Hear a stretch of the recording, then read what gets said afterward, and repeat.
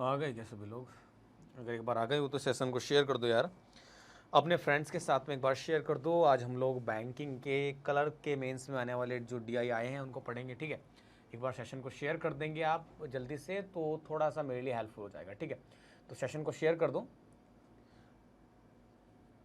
Friends के साथ में। यार फ्री है सेशन अभी तो उसको कर ही सकते हो। साथ साथ में आज सेशन को परचेज करने के लिए आपके पास 699 का लास्ट ऑफर है, तो उसको आज ही परचेज कर लो, ठीक है, ताकि आपको ज़्यादा प्रॉब्लम ना हो, ठीक है। तो चलिए दोस्तों, आज के सेशन को मैं आपके सामने स्टार्ट करता हूं। Well hello everyone, welcome back on exam पास, जहां पर हम लोग क्या कर रहे हैं, जहां पर हम लोग बैंक और क्लर्क मेंस की प्रिपरेशन को कंटिन्यू कर रहे हैं। देखो एक बात को समझ लो यार कि एग्जाम बहुत जल्दी लाइन अप होने वाले हैं, ठीक है। एसएससी ने आज अपना एक रिजल्ट निकाल दिया है, ठीक है। सभी के सभी जो डिपार्टमेंट है वापस वर्क पे लौट गए हैं, ठीक है। और आपके जो मेंस एग्जामिनेशन है या जो आपका एग्जामिनेशन है वो बहुत जल्दी आपके सामने क्या होने वाले हैं, लाइन अप होने वाले हैं। तो आपने करना क्या है, देखिए बेसिकली आपने करना ये है कि आपने एग्जाम के लाइन अप होने से पहले अपनी प्रिपरेशन को फाइनल टच देना है बेटा, ठीक है। एग्जाम के लाइन अप होने से पहले आपने अपनी प्रिपरेशन को फाइनल टच देना है, ठीक है। आप ये वेट नहीं कर सकते कि प्री का रिजल्ट आएगा तो मेंस के लिए प्रिपरेशन करेंगे। भाई 15 दिन देते हैं और प्री और मेंस के बीच में, और हम सब जानते हैं 15 दिन की प्रिपरेशन के अंदर कुछ नहीं हो पाता है, ठीक है। वो सिर्फ मन को बहलाने वाली बात है, ठीक है। तो हम लोग क्या कर रहे थे, डेटा इंटरप्रिटेशन को कर रहे थे, ठीक है। और यहाँ पर आप इस सेशन को अपने फ्रेंड्स के साथ शेयर करिए, ज़्यादा से ज़्यादा लोग जुड़िए, ठीक है। चैट बॉक्स में आप लोग आ सकते हैं, मैं उधर हेलो लिख के आपको मैसेज कर दे रहा हूँ, ठीक है। ये लीजिए, मैंने हेलो लिख के मैसेज कर दिया चैट बॉक्स में। अपनी उपस्थिति को दर्ज कराइए, जो भी क्वेश्चंस होते हैं उनको पूछा करो यार, ठीक है। जरूरी नहीं है कि आप क्वेश्चंस को लेकर बैठे नहीं, जितने भी क्वेश्चंस आपके हैं उनको पूछा करो, चैट बॉक्स में पूछा करो, इसीलिए ही चैट बॉक्स को यहाँ पे ओपन कराया है, ठीक है। फिलहाल चलिए, तो हम लोग क्या करते हैं, आज की क्लास को स्टार्ट करते हैं, ठीक है। और आज की क्लास के अंदर जो हम लोग पढ़ने वाले हैं वो है हमारा डीआई का सेकंड लेक्चर। डीआई के फर्स्ट लेक्चर के रिगार्डिंग कुछ लोगों ने बोला था कि सर अभी स्टार्टिंग में आप डीआई के लेवल को इसी तरीके से ही लेके चलिएगा, तो बिल्कुल सर, स्टार्टिंग में डीआई के लेवल को ईजी से ही लेके चलेंगे, ठीक है। आपको ईजी से ही हार्ड की तरफ या आपके एक्सट्रीम लेवल के डीआई की तरफ लेके चलेंगे, उसमें कन्फ्यूजन वाली बात नहीं होनी चाहिए, ठीक है। चलिए, एक स्टूडेंट आ गया है, ठीक है, उसने स्माइली भेजा है, हैप्पी वाला। आइए, तो हम लोग करते हैं, बाकी लोगों को भी जोड़ रहा है सेशन में। आइए तो हम लोग क्या करते हैं, यहाँ पर स्टार्ट करते हैं आज के सेशन को, ठीक है। तो आज के सेशन के अंदर मैं आपके पास जो पहला डीआई लेके आया हूँ वो मैं आपके पास लेके आया हूँ state bank of India clerk के मेंस से, ठीक है। और दूसरा डीआई मैं आपके पास लेके आया हूँ state bank of India PO के मेंस से।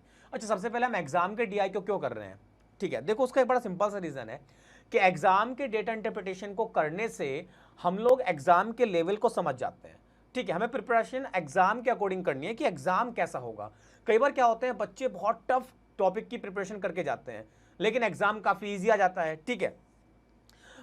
मेरा खुद का एक एक्सपीरियंस है कि जब मैं प्रिपरेशन कर रहा था बैंक और एसएससी के लिए, तो जब मैंने अपनी प्रिपरेशन को एसएससी के लिए कंटिन्यू किया तो वहां पर क्या था कि मैं ट्रेन्स के क्वेश्चन करता था। मुझे सर ने कहा कैट की बुक लगा लो, मैं कैट की बुक से क्वेश्चन करता था।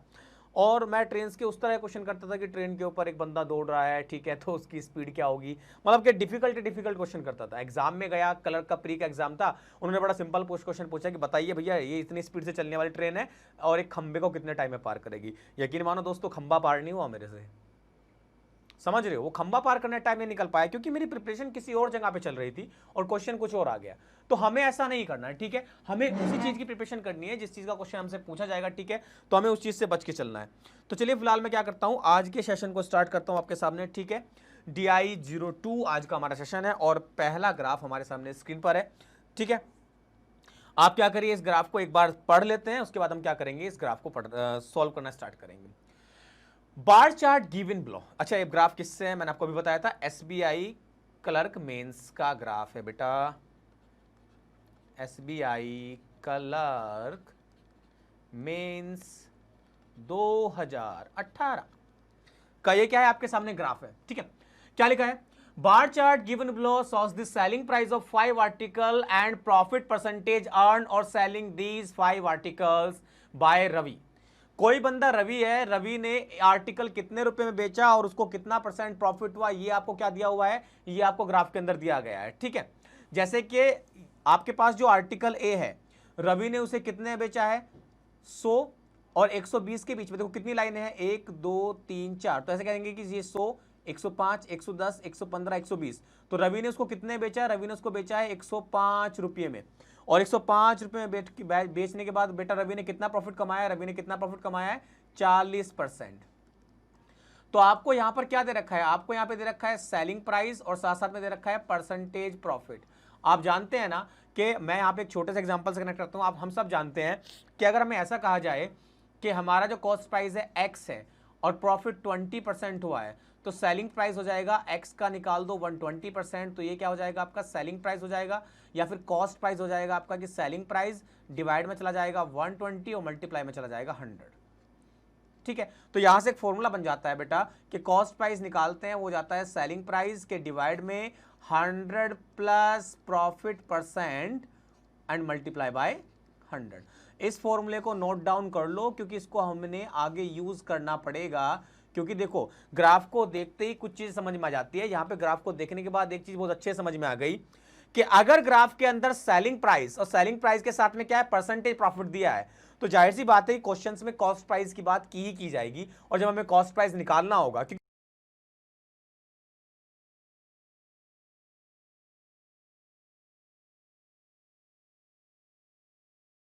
लॉस के टॉपिक के अंदर सबसे मेन क्या है? सबसे मेन है बेटा कॉस्ट प्राइस।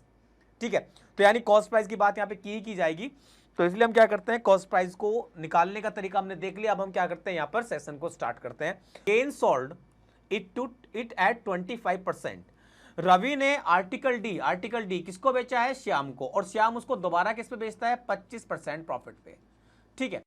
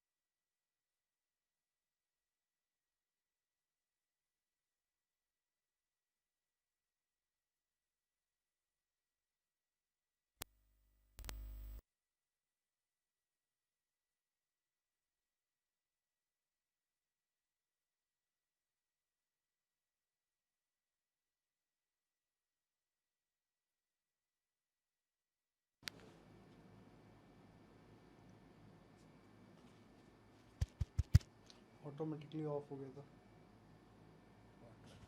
कब से हो रखा है पता नहीं लगा। नहीं स्टार्टिंग में आ रहा है ऑटोमेटिकली भाई तो एक बार ना नहीं वैसे आप टेबल पे भी रख सकते हो उसको, इतना इसको ऐसे रख के ब्लू लाइट आनी चाहिए, वैसे कोई दिक्कत नहीं। Okay okay. तो शायद देखो वॉइस का इश्यू रिजॉल्व हो गया होगा, ठीक है। अगेन वॉइस नहीं आ रही है, शायद वॉइस का इशू रिजॉल्व हो गया होगा। इस बार ज़रा एक बार आप मेरे को बता दो, जल्दी से कमेंट कर दो, तभी मैं आगे चल पाऊँगा भाई, जल्दी से जल्दी से। और बाकी लोगों को भी यार कमेंट बॉक्स में लेके आओ, सब लोगों को उनको भी जोड़ो अपने साथ में यहाँ पे, ठीक है, ऐसी कोई प्रॉब्लम नहीं है।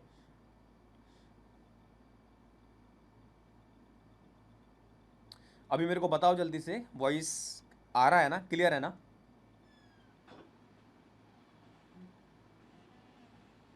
चलिए, तो प्रॉब्लम रिजॉल्व हो गई है, ठीक है। इसीलिए कमेंट बॉक्स से बेटा चैट बॉक्स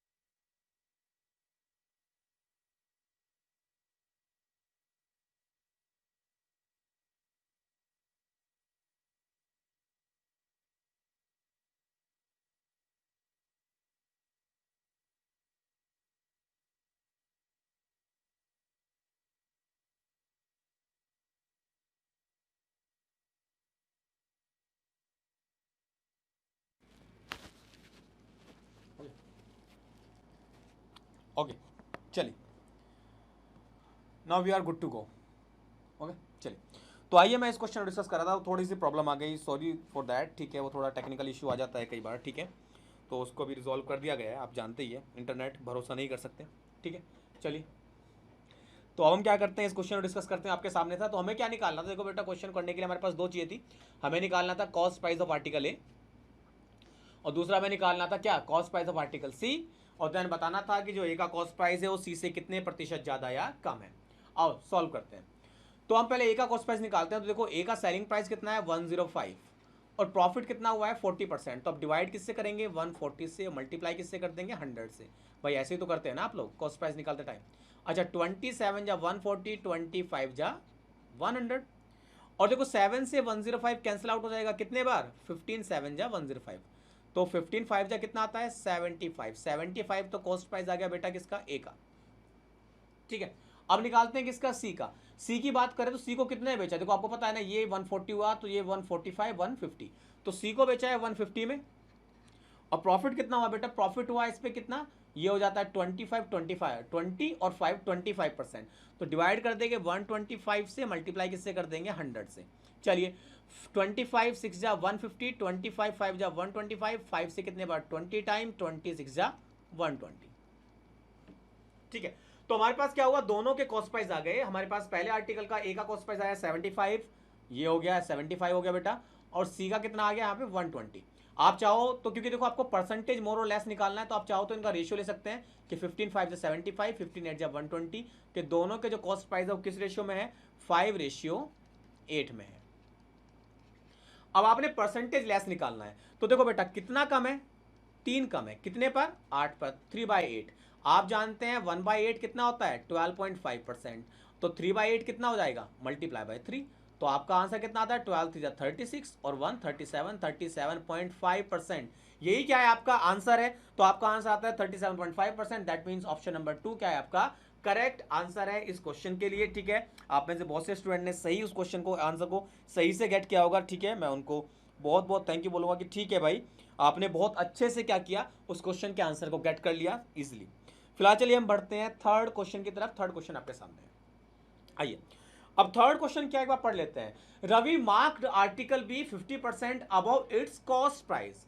रवि ने आर्टिकल बी को इसके कॉस्ट प्राइस से 50% कितने पर रखा है? ज्यादा पर रखा है। ठीक है, 50% ज्यादा पर रखा है। तो ठीक है, हमें कॉस्ट प्राइस तो चाहिए चाहिए ना यहाँ पे भी। उसके हिसाब से हम क्या निकाल सकते हैं? मार्क प्राइस निकाल सकते हैं। उसके हिसाब से हम क्या निकाल सकते हैं? मार्क प्राइस निकाल सकते हैं। Then what percent should discount be given. तो वो कह रहा है कि बताइए कितने परसेंट डिस्काउंट उसके बाद दिया जाना चाहिए to earn the given profit, ताकि उतना प्रॉफिट कमा सके जितना उसको हो जा रहा है। दैट मीन्स ये है कि रवि का सेलिंग प्राइस दे रखा है, कॉस्ट प्राइस निकालना है, प्रॉफिट सेम रखना है, लेकिन मार्क प्राइस को कैलकुलेट करते हुए डिस्काउंट की वैल्यू बतानी है। हम सब जानते हैं हमारे पास 3 वैल्यू होती है बेटा। कौन कौन से 3 वैल्यू होते हैं? हमारे पास 3 वैल्यू होते हैं। एक होता है भैया मार्क प्राइस, एक होता है सेलिंग प्राइस और एक होता है कॉस्ट प्राइस। और डिस्काउंट की वैल्यू यही होती है कि हमें ये निकालना होता है कि सेलिंग प्राइस और मार्क प्राइस, सेलिंग प्राइस जो है मार्क प्राइस से कितने परसेंट लेस है। ये जो परसेंटेज लेस होता है यही क्या कहलाता है? डिस्काउंट कहलाता है। तो बड़ा सिंपल सा है, डिस्काउंट निकालने के लिए परसेंटेज लेस निकालना है। कैसे निकालेंगे? सबसे पहले सीपीएसपी निकालो, क्योंकि मार्क प्राइस सीपी से ही मिलेगा, ऊपर स्टेटमेंट दे रखा है। तो आर्टिकल कौन सा है? आर्टिकल बी है। अच्छा, बी की बात करें, बी को बेचा कितने में? 60 रुपये में। ये हो गया सेलिंग प्राइस। प्रॉफिट कितना हुआ? 20। तो 60/120 गुना किससे कर दो? 100 से। ठीक है, तो आपके पास वैल्यू कितनी आती है? आपके पास वैल्यू आती है 50 रुपये। तो आर्टिकल बी बेटा कितने का था? 50 रुपये का था। अब निकालते हैं क्या? Mark price. तो मार्क प्राइस क्या है? 50% ज्यादा है। किससे? सीपी से। 50% का मतलब कितना होता है? हाफ। 50 का हाफ कितना होता है? 25 होता है। 25 प्लस कर दो तो मार्क प्राइस कितना आ गया? 50 + 25 75। ठीक है, अब वो क्या कर रहा है कि कितना डिस्काउंट दे ताकि जो प्रॉफिट हो वो गिवन प्रॉफिट हो। गिवन प्रॉफिट मतलब 60 का सेलिंग प्राइस था तो प्रॉफिट 10 रुपये था ना, तो प्रॉफिट 10 ही रखना है, यानी सेलिंग प्राइस कितना रखना है? स्टिल 60 रखना है। तो ये हो गई क्वेश्चन की लैंग्वेज। सेलिंग प्राइस को स्टिल 60 रखना है, ठीक है, और आपको बताना है डिस्काउंट कितना है। तो देखो बड़ा बड़ा सिंपल है बेटा कि 75 मार्क प्राइस था, 60 आपका सेलिंग प्राइस है, तो कितना लेस है? 15 लेस है। कितने पर? 75 पर। मल्टीप्लाई किससे कर दो? 100 से। 15 5 या 75, 5 20 100, तो आपका आंसर आता है कितना? 20%। तो यही आपका आंसर है। ठीक है, कि 20% आपको क्या देना होगा? डिस्काउंट देना होगा, और 20% डिस्काउंट देके आप गिवन कंडीशंस को क्या कर देंगे? सेटिस्फाई कर देंगे। ठीक है, तो उम्मीद है ये क्वेश्चन भी आपको क्या हुआ होगा? समझ में आया होगा। इजी क्वेश्चन था। फिलहाल चलिए मैं अगला क्वेश्चन आपके सामने स्क्रीन पे कर देता हूं। ठीक है, और आपको देता हूं मैं इस क्वेश्चन को करने के लिए टाइम कितना? पूरा 1 मिनट का। 1 मिनट आप इस क्वेश्चन को ट्राई करिए, उसके बाद हम लोग क्या करेंगे? इसको डिस्कस करेंगे।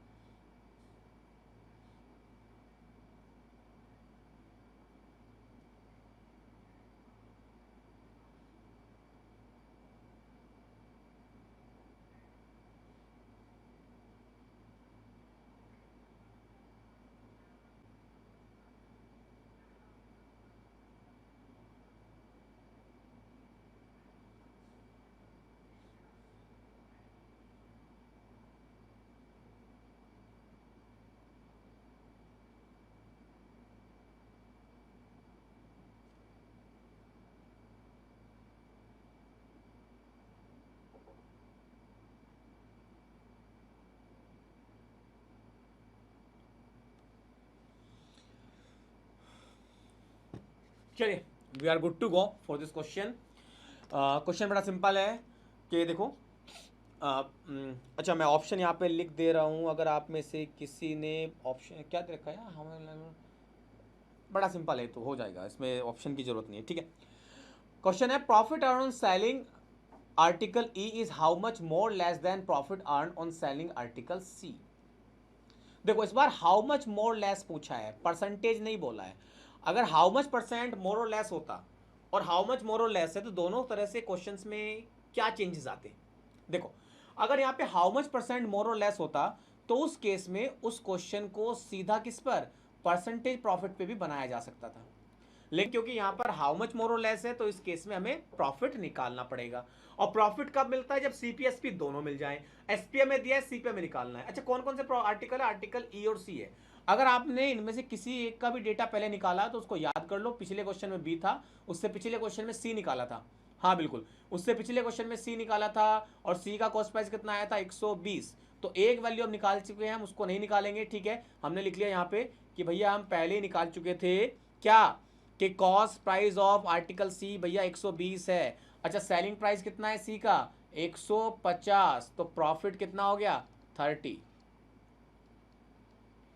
प्रॉफिट कितना हो गया 30। मैं आपको कह रहा हूं ना कि अगर कुछ निकाल चुके हो तो उसको वहीं रखते हैं। अब आते हैं किस पे, आर्टिकल ई पे। आर्टिकल ई को बेटा कितने बेचा है, आर्टिकल ई को बेचा है, देखो ये 80 है, ये 85, 90 में बेचा है सेलिंग प्राइस। तो कितना प्रॉफिट कमाया है 80%। तो 90 के डिवाइड में आएगा 180 इंटू किससे कर देंगे 100 से, कितना आ गया, ये आ गया 50 रुपीज।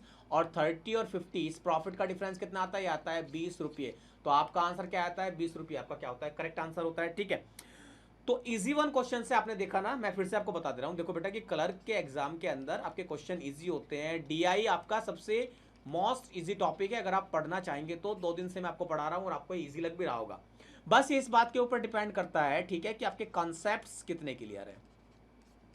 ठीक है, और उसके लिए मैं आपको बता चुका कि हम लोग जल्दी ही यूट्यूब के ऊपर क्लासेस लेकर आने वाले हैं। ठीक है, आपके प्री एग्जामिनेशंस के लिए जो आरआरबी का प्री एग्जाम होगा, तो हमारे एग्जाम पास के यूट्यूब चैनल को आप लोग क्या कर लीजिए, सब्सक्राइब कर लीजिए। ठीक है, हमारे यूट्यूब चैनल को सब्सक्राइब कर लीजिए ताकि आपको, और नोटिफिकेशन के लिए वहाँ पे बेल आइकन को दबा दीजिएगा ताकि जिस दिन से क्लासेस स्टार्ट हो आपको पता रहे कि भाई आज से क्लासेस हो रही है, क्योंकि उधर भी लाइव क्लासेस ही होंगी। ठीक है, और जिसमें हम एक दूसरे से इंटरेक्ट कर पाएंगे। आप कमेंट बॉक्स में, वहाँ पे चैट बॉक्स सबके लिए ओपन होगा। ठीक है, तो वहाँ पे भी क्या होगा कि हम एक दूसरे से कनेक्ट कर पाएंगे। ठीक है, और क्वेश्चंस को समझ पाएंगे। ठीक है, वो आपकी टॉपिक वाइज क्लासेस होंगी जो आप कहाँ पे पढ़ेंगे, जो आप पढ़ेंगे अपनी टॉपिक वाइज क्लासेस को कहाँ पे, exampass.in पे। फिलहाल चलिए नेक्स्ट क्वेश्चन की तरफ बढ़ते हैं। ये रहा क्वेश्चन आपके सामने, फिर से मैं आपको 1 मिनट देता हूँ इसको करने के लिए, वरना फिर हम क्या करते हैं इसको डिस्कस करते हैं।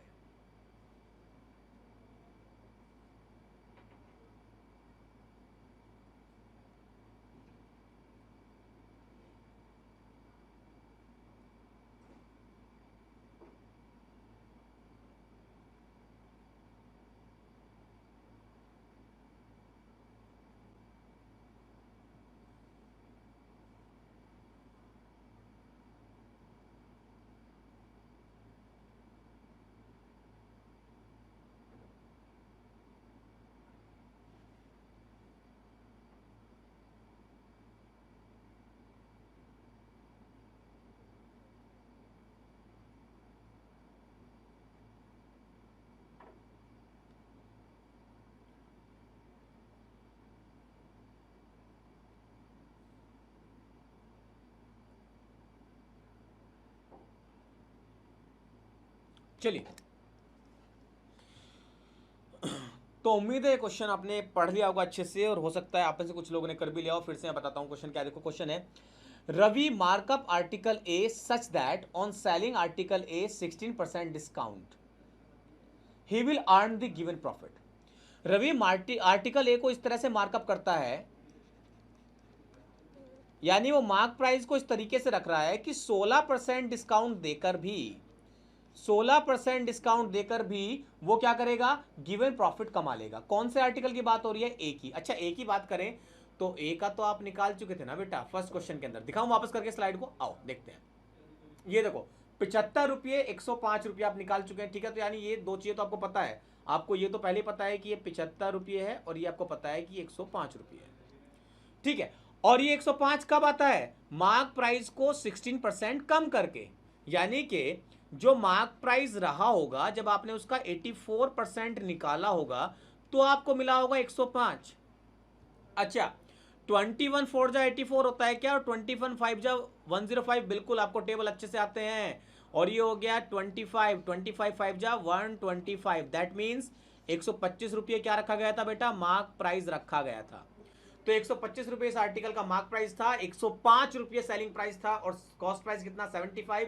वो क्या पूछ रहा है, वो पूछ रहा है कि mark price of article A is what percent more than its cost price. Article A का मार्क प्राइस उसके कॉस्ट प्राइस से कितना ज्यादा है। हमेशा याद रखना इसको मार्कअप भी बोला जाता है, मार्कअप परसेंट पूछेगा तो भी आपको यही बताना है, ठीक है। कई बार एग्जामिनर क्या करता है, एग्जाम के अंदर सीधे सीधे ना बोल के मार्कअप बोल देता है, इतना एक्सप्लेन नहीं करता है, ठीक है। तो वहां पर आप कंफ्यूज नहीं हो सकते, ठीक है। चलिए, तो हमें निकालना है मार्कअप परसेंटेज। बड़ा सिंपल है जी, कि 75 रुपये कॉस्ट प्राइस, 125 रुपये मार्क प्राइस, कितना ज्यादा है, देखो कितना ज्यादा है, 50 रुपये, कितने पर, 75 पर, गुना किससे कर दो, 100 से, ठीक है।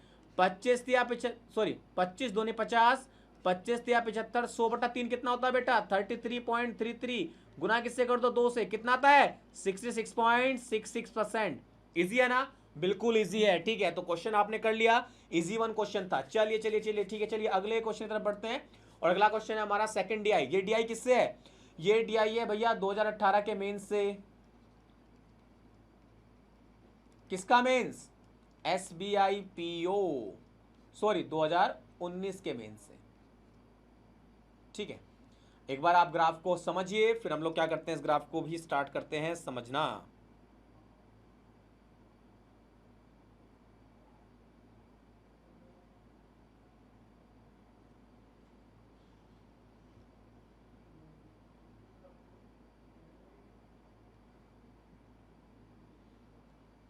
आइए जी, तो क्वेश्चन क्या है एक बार पढ़ लो। क्वेश्चन है data below represents the number of people required for various project to be completed in various days, ठीक है। नीचे जो डेटा दे रखा है वो दे रखा है इस बारे में कि एक प्रोजेक्ट को अगर अलग अलग लोग करते हैं तो उसे कितने दिन में कर पाएंगे। देखो यहाँ पे 3 प्रोजेक्ट दिए हैं, project A, project B, project C. 2 situation दिए, situation A, situation B. Situation ये है कि अगर एक्स वर्कर करेंगे तो कितना टाइम लेंगे, 88, और अगर x+8 वर्कर करेंगे उसी को तो कितना टाइम लेंगे, 66। देखो किसी भी क्वेश्चन को इजी नहीं मान सकते हो, ठीक है। हमारा एक स्टूडेंट था जिसका नाम था बाबानी शंकर। तो जो बाबानी शंकर जी हैं वो अभी जो है एसबीआई पीओ है और अभी जो है वो नोएडा में ट्रेनिंग ले रहे हैं, ठीक है। तो वो हमारे इतने ब्रिलियंट स्टूडेंट हैं कि आप उनसे मैथ्स का कोई क्वेश्चन ज्यादातर छूटता नहीं है, लेकिन यकीन मानो ये डीआई वो छोड़ आए थे। और जब बाहर आके उन्होंने हमारे साथ डिस्कस किया क्लास में तो एक सेकंड में उन्होंने पकड़ लिया कि इसका लॉजिक क्या था। एग्जाम का प्रेशर ऐसे ही होता है बेटा, कई बार जो क्वेश्चन आते रहते हैं वो भी छूट जाते हैं क्योंकि हम उस तरह से नहीं सोचते, ठीक है। तो रिलैक्स होके देखो इस क्वेश्चन को। क्वेश्चन बड़ा सिंपल है कि क्वेश्चन है कि अगर कोई वर्क ए है तो उसको 2 तरह से कर सकते हैं। किस तरह से कि x बंदे करें 88 डेज में या फिर x+8 करें कितने में, 66 डेज में, ठीक है। तो अगर मैं ऐसे कह दूं कि हमारे पास फॉर्मूला होता था टाइम एंड वर्क में कि m1d1 बराबर किसके होता है, m2d2 के, और मैं ऐसे कह दूं कि x बंदों का 88 डेज का काम बराबर किसके है, x+8 बंदों के 66 डेज की। तो भाई मैं बिल्कुल सही लिख रहा हूं। अच्छा देखो 11 8 जा 88, 11 6 जा 66, ठीक है, 4 और 3, तो यह आ जाएगा 4x is equals to 3x plus 24, that means x is equals to कितना आता है, 24। तो आपके पास क्या हो गया, आपके पास में x का वैल्यू निकल गया, ठीक है ना। चलिए, तो ऐसे ही आप क्या कर सकते हो, y को भी निकाल सकते हो, ठीक है। और थर्ड वाले में थोड़ा सोचने वाला है क्योंकि उधर z और m है, लेकिन x और y निकाल सकते हैं। चलिए फिलहाल मैं क्वेश्चन की तरफ चलता हूं क्योंकि कभी भी डेटा को पहले प्रिडिक्ट नहीं करते हैं, हो सकता है उतना डेटा पूछा ही ना गया हो, ठीक है। चलो तो हम क्या करते हैं, क्वेश्चन की तरफ चलते हैं। ये तो क्वेश्चन नंबर 1 आपके सामने है, क्या है, if 64 people were working on project A, अगर भैया 64 लोग काम कर रहे हैं किस पे, प्रोजेक्ट ए पे, अगर 64 लोग वर्क कर रहे हैं किस पे, प्रोजेक्ट ए पे। क्वेश्चन है how many days did it take to complete the work, तो उन्हें काम पूरा करने में कितना समय लगेगा। अच्छा, प्रोजेक्ट ए के लिए हमें पता है कि किसी प्रोजेक्ट के लिए हम m1d1 m2d2 फॉर्मूला लगाएंगे और हमें ये पता है कि यहाँ पे m2 64 दे दिया और d2 हमें निकालना है। तो बेसिकली हमारे पास ये दोनों वैल्यू होनी चाहिए। अब यहाँ पर पहले देखो शुरुआत में तो यहाँ पर m1 जो था वो किस में था, x में था, लेकिन अभी तो हमने पीछे निकाला है कि x कितना आएगा 24, तो यहाँ कितना देते 24, ठीक है। तो जिस वर्क को 24 वर्कर कितने में कर रहे थे बेटा, 88 डेज में, अगर उसी वर्क को 64 वर्कर करेंगे तो कितने दिन में करेंगे, यही क्या है आपका कंफ्यूजन है। आइए तो हम लोग क्या कर लेते हैं, इसको बड़े इजीली तरीके से सॉल्व कर लेते हैं, कैलकुलेट कर लेते हैं। चलिए श्रीमान, तो 8 से 11 टाइम, 8 से 8 टाइम और 8 से 3 टाइम, तो 11 3 जा कितना आता है, 33 डेज रिक्वायर्ड। यही क्या है आपका आंसर, यही क्या है आपका आंसर है। चलिए, तो उम्मीद है तो आपको इजीली इस तरीके से समझ में आ गया होगा। देखा ये मतलब यार, ये एसबीआई पीओ मेंस का डीआई है,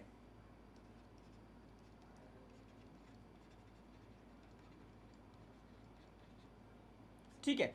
इसलिए मैं कहता हूं कि जो एग्जाम है वो क्या है, एक गिफ्ट बॉक्स है, ठीक है, जो अभी क्या है ओपन नहीं हुआ है। ओपन होने पे पता लगेगा आपको कि आप कितना कर सकते हैं। बट हाँ, ये जरूर है कि हमारी प्रिपरेशन इतनी होनी चाहिए कि एग्जाम में जाने के बाद हम कहीं पर कंफ्यूज ना हो, ठीक है। यानी कि जब हम लोग एग्जाम में जाएं तो हम लोग कहीं पे कंफ्यूज ना हो, बल्कि हमें सारी चीजें इस तरीके से आती हो कि अगर हमें प्रॉब्लम हो तो हम चीजों को क्या कर पाए, अच्छे से कर पाए, ठीक है। चलिए, तो ये मैं सेकंड क्वेश्चन आपके सामने रख दे रहा हूं, आपके पास टाइम है फिर से 1 मिनट का इसको करने के लिए, फिर हम लोग क्या करेंगे, इसको डिस्कस करेंगे।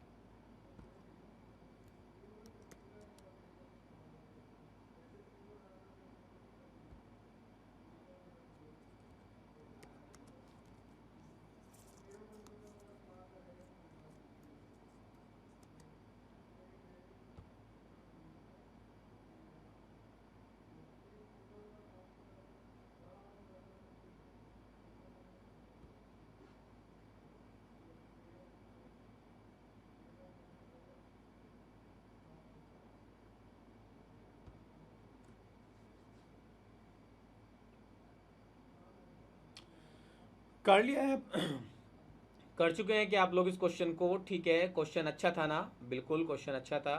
क्या आप लोग क्वेश्चन कर चुके हैं? उम्मीद है कि आप में से बहुत सारे लोग इस क्वेश्चन को बना चुके होंगे, ठीक है।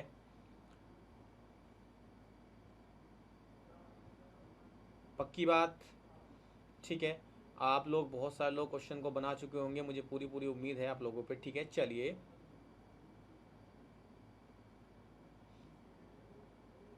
आइए, तो देखो क्वेश्चन क्या है, क्वेश्चन है कि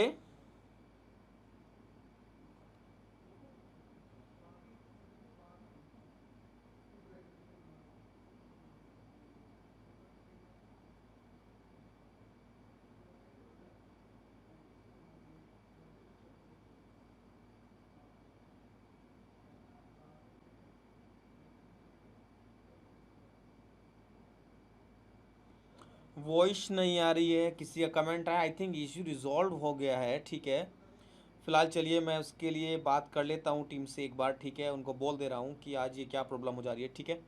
एक बार आप भी क्या कर सकते हैं, अपने ऐप को दोबारा रिलॉन्च करके देख लो, हो सकता है उस वजह से कोई प्रॉब्लम हो रही हो, ठीक है। फिलहाल चलिए मैं इस क्वेश्चन को आपके सामने कर दे रहा हूँ, ठीक है। बहुत ही बढ़िया क्वेश्चन हमारे सामने है कि 0.5 people work on project B for 10 days. 0.5 Y people ने 10 दिन तक काम किया। Then 0.5 Y people join the project after 10 days. 10 दिन के बाद जितने 0.5 यानी 0.5 वाई का मतलब है कि आधे, क्योंकि टोटल यहाँ पे कितने थे, वाई थे। आधे लोगों ने 10 दिन किया और उसके बाद में बचे हुए आधे भी आ गए, उसके बाद में बचे हुए आधे भी आ गए, ठीक है। How many days will it take to complete project B. तो बताइए प्रोजेक्ट बी को करने में कितना समय लगेगा, ठीक है। तो हमें देखना है कि प्रोजेक्ट बी को करने में कितना समय लगेगा, ये हमारा क्वेश्चन है। आइए शुरू करते हैं। सबसे पहले देखो इस y की वैल्यू चाहिए। अच्छा, प्रोजेक्ट बी को करने की दो सिचुएशन, या तो y बंदे करें y-1 डेज तक, या फिर y+x बंदे करें y-6 डेज तक, ठीक है। तो हम ये कहेंगे कि y into y-1 is equals to है y+6 इंटू y-6। यहां पर अगर हम ध्यान से देखें तो देखो ये हो गया बेटा y² माइनस के y, और इक्वल्स टू जाता है y² माइनस के 36, कैंसिल आउट। तो y का वैल्यू कितना आता है 36 आता है। यानी कि देखो बेटा ऐसे समझो कि यहाँ पे 36 लोग काम करते हैं कितने दिन तक, 35 दिन तक तो काम पूरा होता है। अब जरा क्वेश्चन समझो, बड़ा सिंपल सा क्वेश्चन है। वो कह रहा है कि 0.5 Y people work on project for 10 days. सबसे पहले कह रहा है कि 18 लोगों ने 10 दिन काम किया।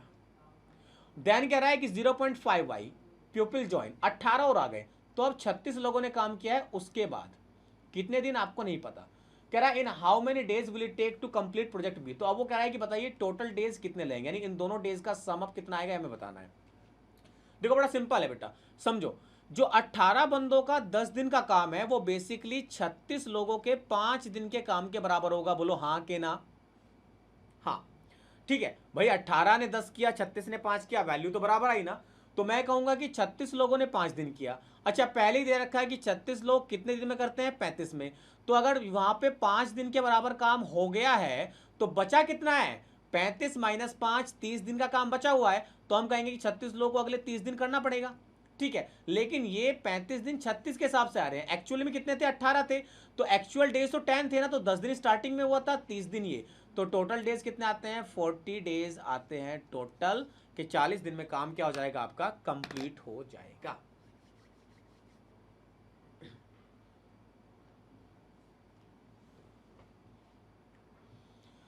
समझ पा रहे हैं सभी लोग इस क्वेश्चन को? ठीक है, तो चलिए, तो यही दो क्वेश्चन मुझे आज आपके सामने डिस्कस करने थे। ठीक है, आपने मेरे को सजेशंस भेजने हैं, ठीक है, कि आगे की क्लासेस के अंदर मैं डेटा इंटरप्रिटेशन का जो लेवल है उसको इंक्रीज करूं या फिर उसको इंक्रीज ना करके उतना ही रहने दूं, ये आपको मेरे को सजेशन भेजना है। ठीक है, ताकि मैं आपके सजेशन को सुन सकूं। ठीक है, also we are on Telegram, आप हमारे टेलीग्राम ग्रुप को ज्वाइन कर सकते हैं। ठीक है, आगे फ्यूचर में भी वो आपको काम आएगा, क्योंकि फ्यूचर की भी आपको नोटिफिकेशंस वहाँ पे मिलती रहेंगी। ठीक है, आपकी एग्जाम की प्रिपरेशन जिम्मेदारी है एग्जाम पास की। ठीक है, जुड़े रहिए, जल्दी ही बाकी एजुकेटर्स की क्लासेस भी आपके लिए आएंगी, रीजनिंग हो, इंग्लिश हो, हर किसी में हम आपके लिए बेस्ट एजुकेटर्स को लेके आएंगे जो आपके लिए क्या करेंगे, क्लास करेंगे। ठीक है, तो फिलहाल मैं आज क्या करता हूँ, आज की क्लास को यहीं पे रोकता हूँ। क्लास थोड़ी जल्दी समाप्त हो गई, शायद क्वेश्चन थोड़े इजी रह गए, वरना क्वेश्चंस तो उतने ही रखे हैं जितने हर बार रखते हैं। ठीक है, तो क्लास थोड़ी जल्दी हो गई। फिलहाल मिलता हूँ मैं आपसे कब, नेक्स्ट क्लास के अंदर। ठीक है, हम लोग क्या करेंगे, इसको डिस्कस करेंगे कल शाम 7 बजे। ठीक है, और फिर से बता दे रहा हूँ, ठीक है, कि आज के लिए जो आपकी कोर्स की कॉस्ट है वो 699 है। ठीक है, तो ज्वाइन कर लीजिए, क्योंकि आज फ्री क्लासेस का लास्ट डे है। कल से क्लास को वही लोग देख पाएंगे जिन्होंने क्लास के लिए क्या किया है, एनरोल किया है। ठीक है, तो आगे की क्लासेस को देखने के लिए आपको एनरोल करना पड़ेगा। तो चलिए मिलते हैं आपसे कब, फिर से एग्जाम पास पर। तब तक के लिए बाय बाय, टेक केयर, जय हिंद।